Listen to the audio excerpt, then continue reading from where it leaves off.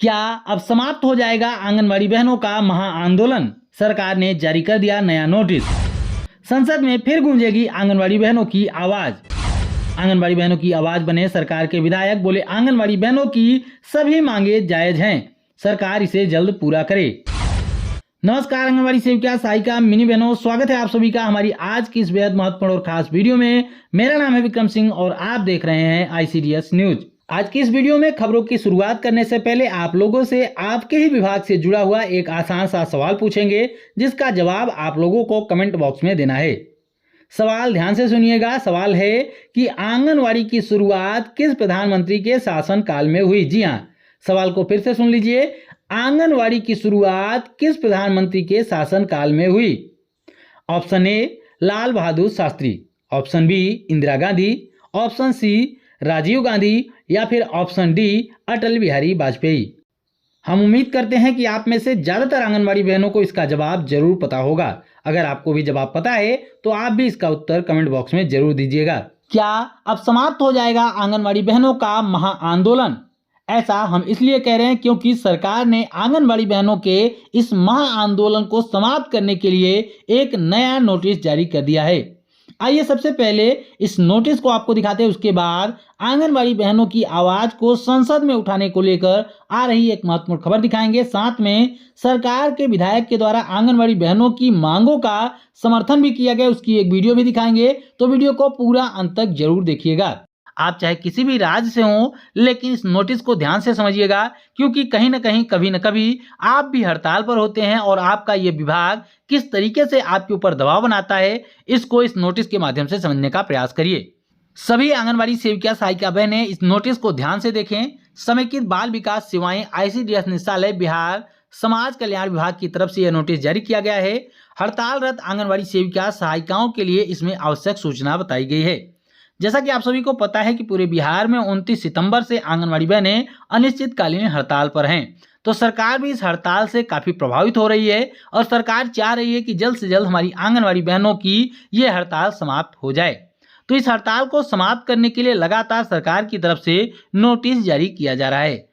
जैसा कि आप यहां पर देख सकते हैं कि बिहार राज्य आंगनबाड़ी संयुक्त संघर्ष समिति एवं बिहार आंगनबाड़ी संघ के आह्वान पर सेविका सहायिकाएं हड़ताल पर हैं, जिससे आंगनबाड़ी केंद्रों का संचालन बाधित है एवं बच्चों तथा गर्भवती धात्री महिलाओं के लिए पोषाहार सहित अन्य सेवाएं भी अवरुद्ध हैं, जो कि राष्ट्रीय खाद्य सुरक्षा अधिनियम 2013 एवं माननीय सर्वोच्च न्यायालय के द्वारा खाद्य सुरक्षा को सुनिश्चित करने के लिए समय समय पर निर्गत न्यायादेशों का उल्लंघन है।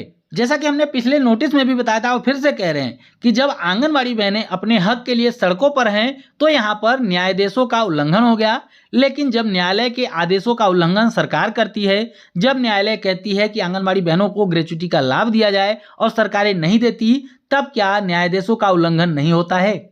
जब सरकार को यह नोटिस दिया जाता है न्यायालय की तरफ से कि आंगनबाड़ी बहनों को गैर विभागीय कार्यों में न लगाया जाए और सरकार की तरफ से लगातार आंगनबाड़ी बहनों को गैर विभागीय कार्यों में लगाया जाता है, तो क्या यह न्यायादेशों का उल्लंघन नहीं होता है? जब सरकार को यह नोटिस दिया जाता है कि आंगनबाड़ी बहनों को ग्रेच्युटी का लाभ दिया जाए, आंगनबाड़ी बहनों को समान काम का समान वेतन दिया जाए और सरकारें ऐसा नहीं करती हैं, तो क्या यह न्यायादेशों का उल्लंघन नहीं होता है?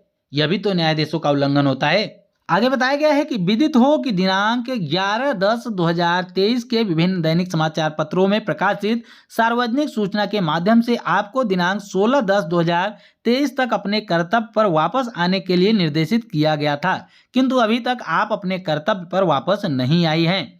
पुनः आपको इस सार्वजनिक सूचना के माध्यम से निर्देशित किया जाता है कि दिनांक 20/10/2023 तक अपने कर्तव्य पर वापस आ जाएं, ताकि राष्ट्रीय खाद्य सुरक्षा अधिनियम 2013 एवं माननीय सर्वोच्च न्यायालय के द्वारा समय समय पर निर्गत न्यायादेशों का अनुपालन सुनिश्चित किया जा सके। अन्यथा बाध्यकारी परिस्थिति में केंद्रों पर पोषाहार वितरण की वैकल्पिक व्यवस्था करते हुए सामुचिक विधिक कार्रवाई भी की जाएगी।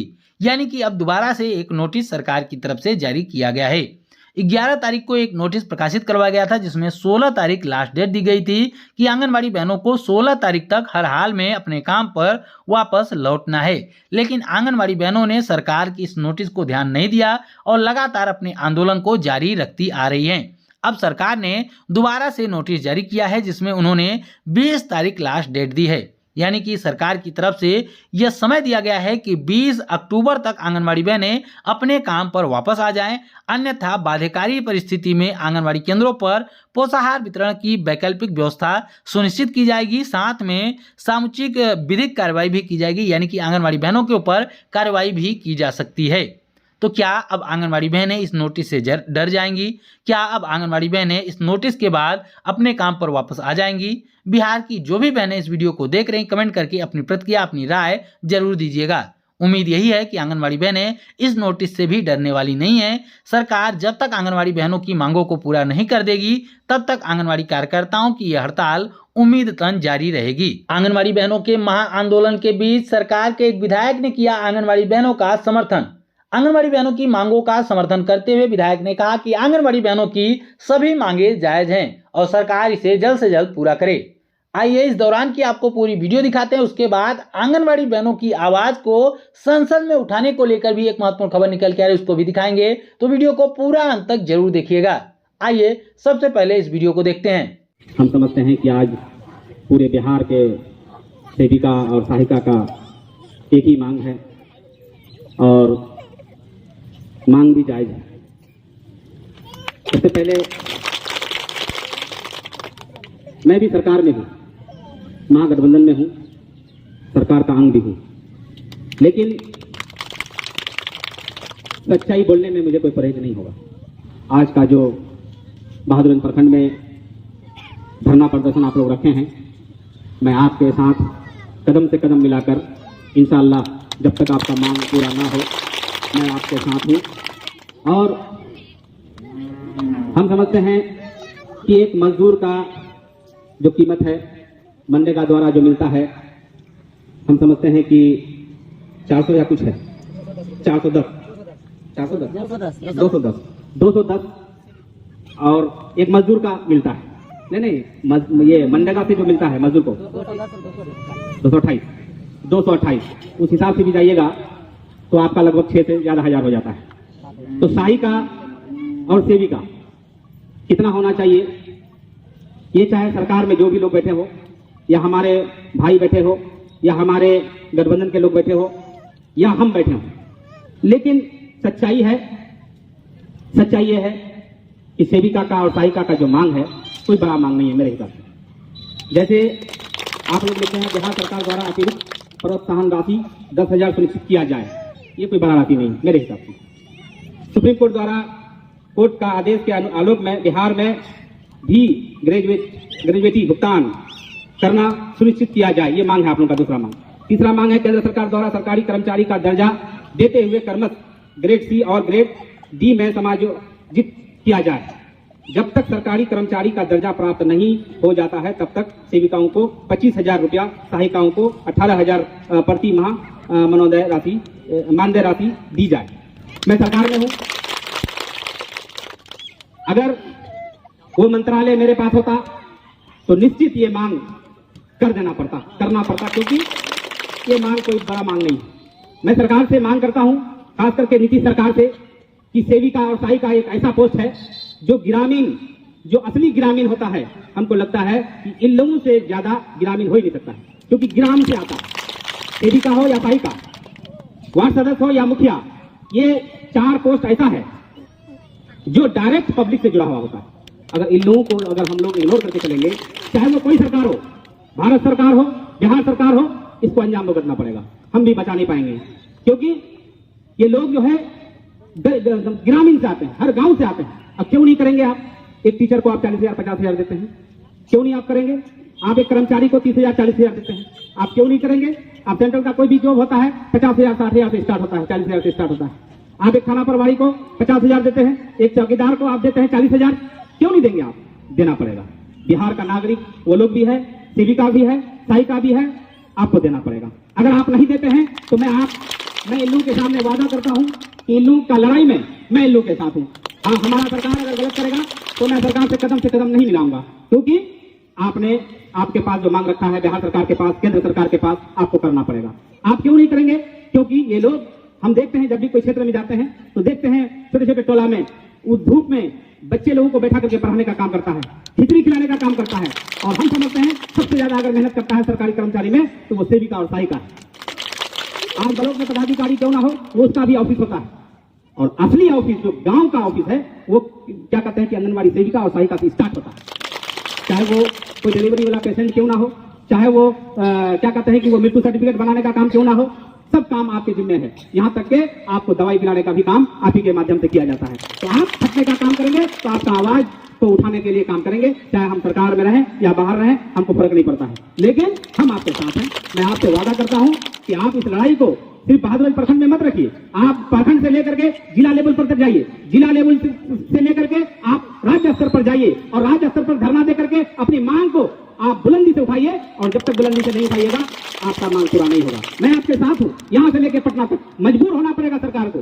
इंशाअल्लाह मुझे उम्मीद है कि आप लोगों का मांग पूरा होगा। मैं ये जो मांग पत्र आप लोग मुझे दिया है इसको मैं निश्चित मैं माननीय मुख्यमंत्री जी से मिलूंगा, मिल करके ये आवेदन उनके हाथ में दूंगा और रिसीविंग कॉपी मैं आप लोगों तक पहुंचाने का काम करूंगा। इंशाअल्लाह उम्मीद करता हूं कि आप लोगों का मांग पूरा होगा। लेकिन और भी जो जनप्रतिनिधि लोग हैं उन लोगों को भी इसमें भागीदारी लेना चाहिए। अगर हमारा समाज का कल्याण नहीं होगा, आज हमारा अगर ग्रामीण का कल्याण नहीं होगा, आज हमारा इलाके का अगर विकास नहीं होगा तो हमारा कीमत कौन चीज का।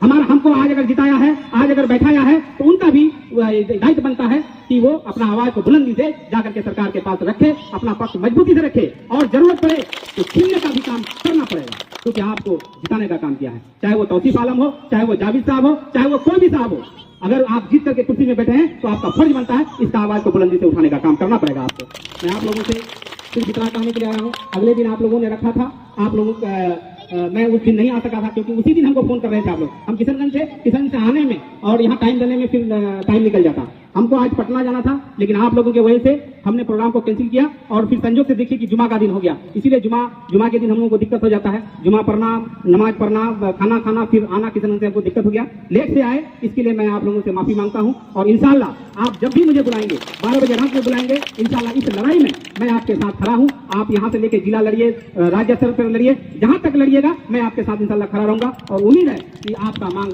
पूरा होगा। और ये मांग कोई बड़ी मांग नहीं है हमारे हिसाब से, क्योंकि और लोगों को आप देते हैं, आपको आंगनबाड़ी सेविका और सहायिका को भी देना पड़ेगा। दीजिएगा नहीं, देना पड़ेगा आपको भी। एक मिनट होकर के रह करके आप लोग यहाँ से लेकर राज्य स्तर तक लड़िए और अगर हक नहीं मिलता है तो छीनने का भी क्षमता रखिए, सरकार से छीनने का भी आप लोग ताकत रखिए। इंशाअल्लाह सरकार को मजबूरन आपको देना पड़ेगा। यही कहा। विधानसभा में गूंजेगी आंगनबाड़ी बहनों की आवाज। जी हाँ, अब विधानसभा में गूंजेगी आंगनबाड़ी बहनों की आवाज।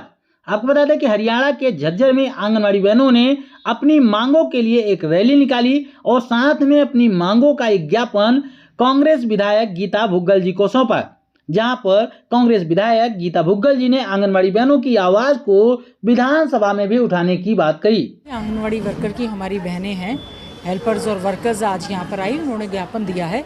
हमने पहले भी इनकी मांग को पूरी तरह से विधानसभा में उठाने का काम किया है, विधानसभा के अध्यक्ष महोदय को देने का काम किया है। बार बार चौधरी भूपेंद्र सिंह हुड्डा जी भी आंगनबाड़ी वर्कर्स के धरने पर गए भी हैं और उन्होंने भी ज्ञापन दिया है। आज झज्जर में ये जो ज्ञापन देने के लिए हमें यहाँ पर आई, हमने इनका ज्ञापन लिया है और हम चाहते हैं सरकार ने जो वायदे 2021 में इनसे किए थे, इनको कुशल और अर्धकुशल का जो है दर्जा दिया जाएगा। इनका मानदेय बढ़ाने की बात थी। बिहार के किशनगंज से नावेद आलम भाई जी हैं, उनके द्वारा एक तस्वीर भेजी गई है। तस्वीर के साथ एक सूचना भी भेजी गई है जिसमें उन्होंने बताया कि माननीय सांसद डॉक्टर मोहम्मद जावेद साहब को सेविका सहायिकाओं के द्वारा एक ज्ञापन दिया गया किशनगंज में उनके आवास पर माननीय सांसद महोदय डॉक्टर मोहम्मद जावेद जी को आंगनबाड़ी सेविका सहायिकाओं ने अपनी मांगों का एक ज्ञापन दिया है, जिसकी तस्वीर आप अपने मोबाइल फोन की स्क्रीन पर देख सकते हैं। तो इस तरीके से बिहार में आंगनबाड़ी बहनों की हड़ताल जारी है। आज इस हड़ताल का 19वां दिन है, यानी कि लगातार 19 दिनों से आंगनबाड़ी केंद्र बंद हैं और आंगनबाड़ी केंद्रों की सेवाएं बाधित हैं।